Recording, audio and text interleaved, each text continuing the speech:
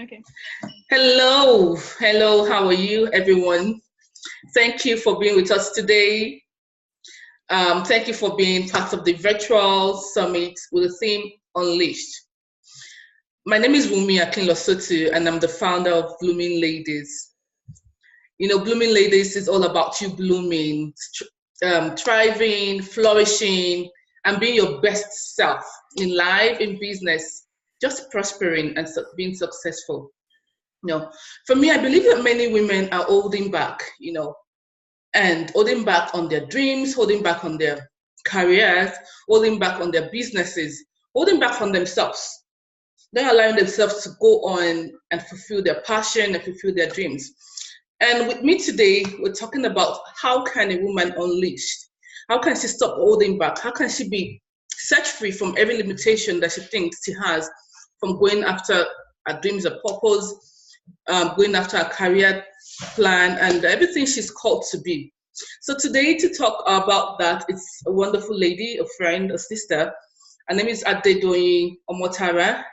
She's the CEO and founder of Adonia Beauty. So I'm going to allow her to introduce herself more. So hello, Doyin. Hi, Wumi. Can you hear me? I can hear you perfectly well. Okay. So my name is Adedoyin Omotara, and I'm the founder and current CEO of Adonia Beauty. Adonia Beauty is a beauty school, beauty services, and beauty product company located in Calgary, Canada, at the moment. And yeah, we are growing as a company. Thank you very much, Adedoyin. Thank you very much. I know you've actually you've met a lot of women, right? Mhm. And you're also a woman. Yeah. So let's tell us, how did you start your beauty product, your beauty, your beauty business? How did I start? Yes, what made you start? What was it that said, okay, this is time for me to go after this dream? Okay. So prior to starting Adonia Beauty, I had always done makeup on the side, just as a side hobby stroke business. Mhm. And I I had a career, I had a full-time career, and I never struggled to get a job, a very like good jobs. I used to be an engineer and I never struggled to get a job. So I was always confused as to do I do what I really love full time or focus on what I learned in school, right? And I was really thriving at it. But what I discovered is, I did this for about 7 years. I worked in my full time career as a project manager, stroke engineer, and all of that for 7 years. And what I discovered was I was never content. I was always thinking there was more to who I was. And I remember when the year I turned 30 was when I said, I enjoyed my 20s really well, um, doing different things with my career, moving jobs, changing roles, and all of that. But this decade, I wanted it to be different. I wanted to try things I was afraid of, like building a business, that would mean, um, building from scratch. And if I wanted to focus on it full time, that would mean I wouldn't have any source of income at the moment, at least. I mean, for some time. So, but then I wanted to try it because it was another decade for me, and I was like, you know what, I was gonna try this and see if it works out. If it doesn't work out, I'll go back, to my 9 to 5. But then in the process of starting what I loved, what I was passionate about, I started to discover myself, and there's really no going back for me because entrepreneurship for me has been a a a discovery journey for me, a personal discovery journey for me. So as my business is growing, I'm also growing personally, and I'm really enjoying it. I'm really enjoying the journey. So really, what made me start was I was tired of my 9 to 5 job, and I thought if I um if I went ahead to pursue more challenging roles, that would make me like it. But all the roles I pursued, I always got tired after a couple of months, and I was like, you know what?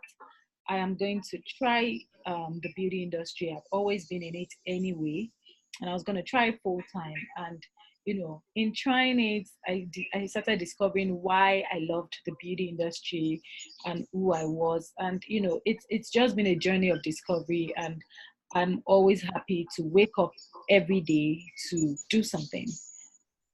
Yeah, that's very interesting. Thank you very much for sharing. So, what were the like the obstacles or challenges you had to go through to start your business? Okay, so there are so many obstacles, challenges, and there are still challenges. So one of it is money, right? Of course, to start a business, you need money. I But then, can imagine. That's true. so I remember when I wrote my business plan, it was a business plan of, I needed $150,000 to start my business. And I was like, where am I going to get this money? It didn't even look possible. But you know what? I discovered that, yes, we do think money is a challenge.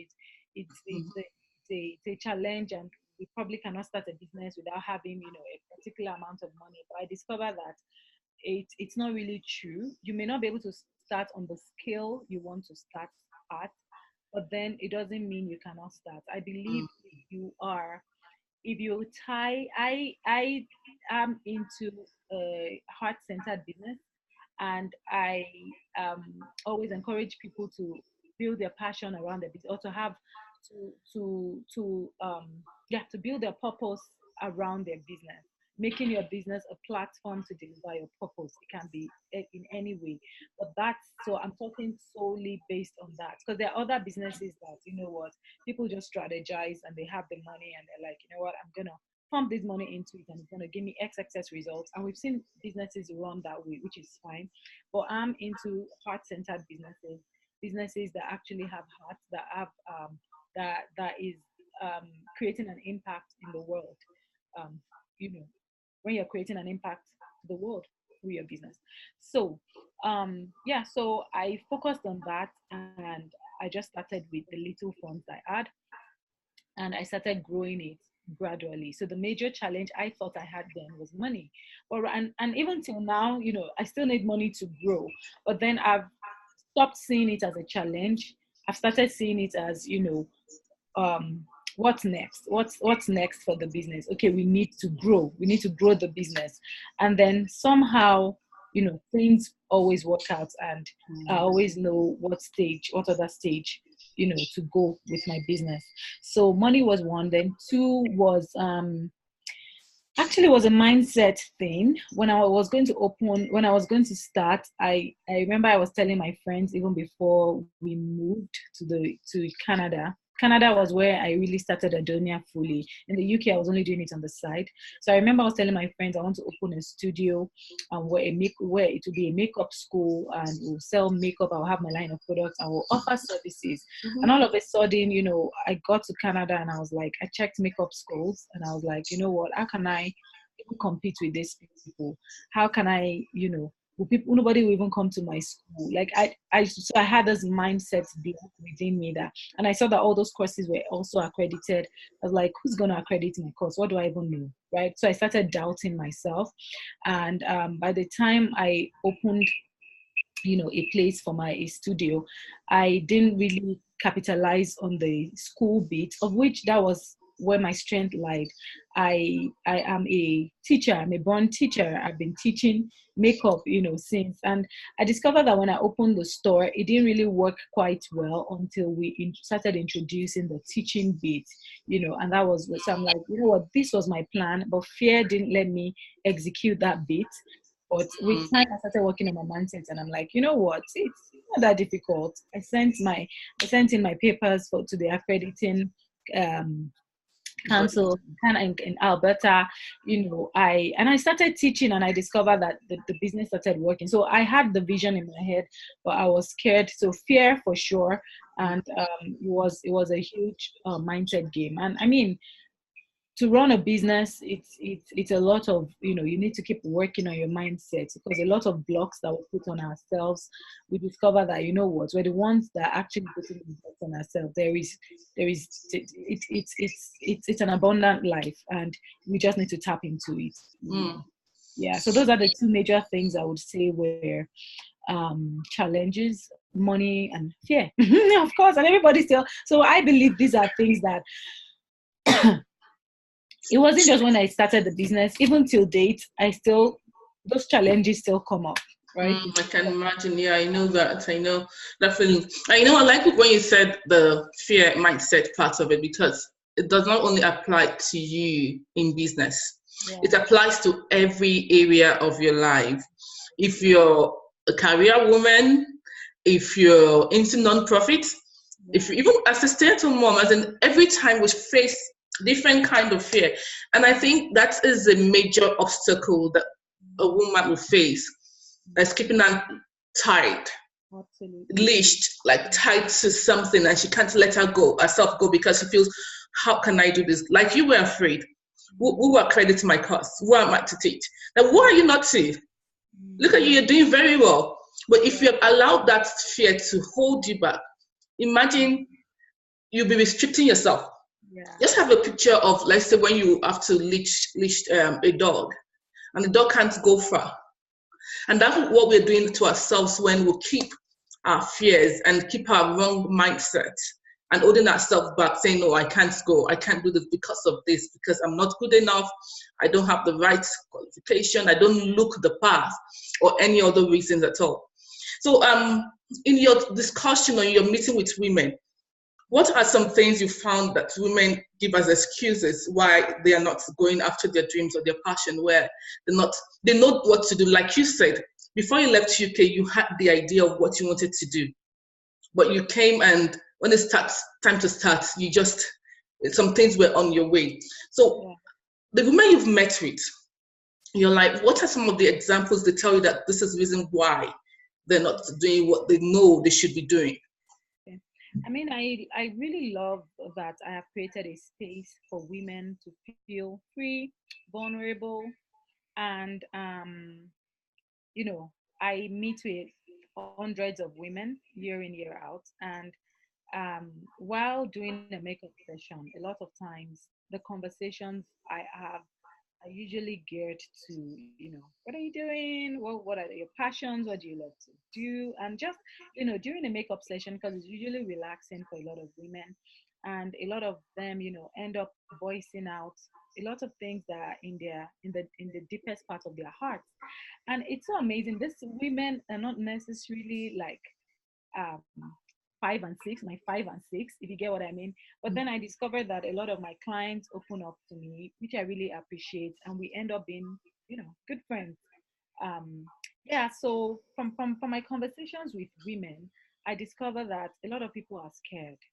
What if I fail? What will people say? People will say she Mm, doesn't know what she's doing, and mm, a lot of people are like, oh, I wish I knew this before. I think I'm too old. And these are people who women maybe just in their 40s or late 30s saying they're too old, and I'm like, really? Yeah. So I just try to encourage them that, you know what, don't be scared, put it out. Some people I know have written, they've done different things, but they don't even want people to see. They're scared of, people not accepting it. What if I post it? What if nobody likes it? What if?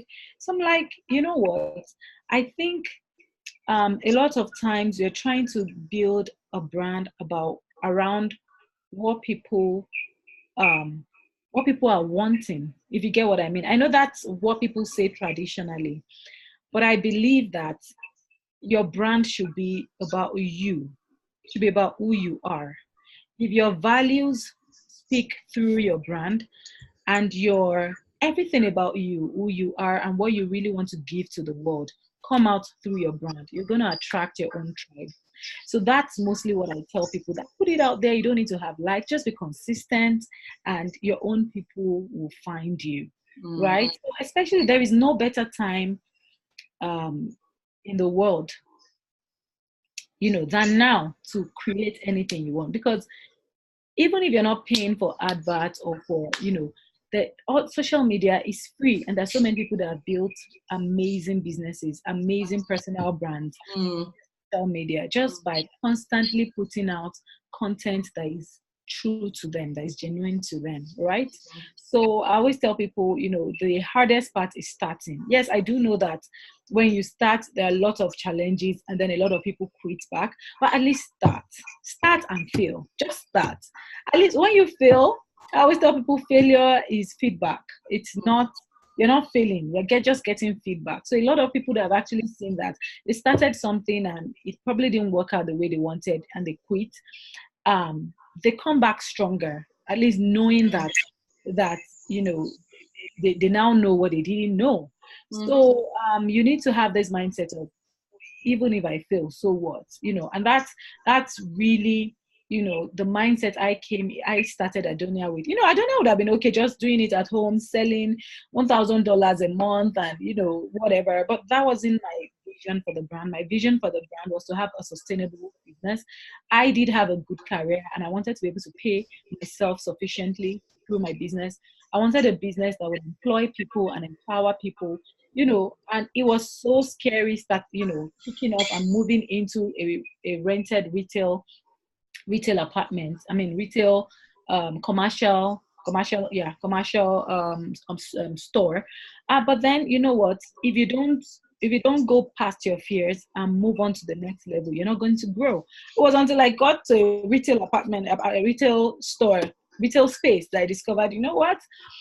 We need to make this money. We need to make this money. We need to pay our bills. We need to pay staff. I need to pay myself. I need to, So, and then the more strategies start coming. Then you just see that the business is growing.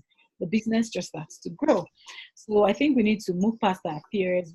As women, we need to at least start. We need to quit the fear of, what are people going to say? Is it going to work and all of that? So it's a lot of times it's fear, just as you've said. And from my talk with people, I've had someone tell me that she really loves cooking, she wants to do it as a business, but she's scared that when she posts, so I told her, start an Instagram page at least. Yeah, even if you don't want to have a website yet or you don't want to commit too much money into it, at least start an Instagram page, post pictures of your food. She said she's scared that people would go, oh, you've joined them. I'm like, so you've joined who? Like, yeah, everybody's doing business. No, you haven't joined them. You've only started what you truly wanted to do. Everybody gets inspired one way or the other. The way our generation is getting inspired is mostly through social media. Our parents didn't have that luxury. But then you see some of our parents too, they got inspired through different platforms. It could be newspaper, it could be, so just, you only live once. So really, really, for me, I believe in exploring every part of me that I can explore. And as you know, even from just starting the business, I get lots of calls from people to come and speak on business, speak on this, speak on that. And I discovered, what? And people ask me, people constantly, come in for, 1 hour meeting consultation on how to just start their own businesses. And I decided to put together an 8-week course on how to launch and scale a profitable business, just as I've done. I'm still learning, so I'm constantly updating the content. I'm still learning, but I believe that where I am, a lot of people want to get there too. So I believe in exploring every part of me, and I'm constantly learning. And that's what I tell women, that don't think somebody has it all, and because of that you're not good enough, or something is not working for you and then you quit. Never. Nobody has it all. Everybody's struggling with something. But the difference between people that are doing and people that difference between a seemingly successful person and someone that that is really not doing anything is just basically taking action. I'm moving. Yeah, well, thank you very much, Adedoyin. I think one thing that I would also like to add to that, which you said, but in another way, is that let your vision be far bigger than your fear. Mm-hmm. Because when you have a big vision and it's clear to you and you know how you feel about it and you're sure of it, seriously, your fear will be small compared to that vision. So because your vision was clear and you knew what it was, yes, the fear was there. The fear, what if I fail? What if nobody comes? What if people don't like it? What if people talk about me? So the fear is going to be there. And to say the truth, the fear might be a good one or might be genuine. But when you look at the fear and start working, how can I handle this fear? What are the things I need to do to conquer this fear? Then you can move forward. So ladies out there listening to us today, it's unleashed. You don't have to tie yourself down again. You don't have to be scared to move. This is Adedoyin Omotara. She's shared a story with you and she's told you that stop holding back. Stop having the wrong kind of mentality, the mindset. Money can be an issue, but you can work at it. So ladies, hope today you've been inspired, you've learned something that you should go out there and show your gift, share your gift to the world, share your talent with the world, and go after your dreams.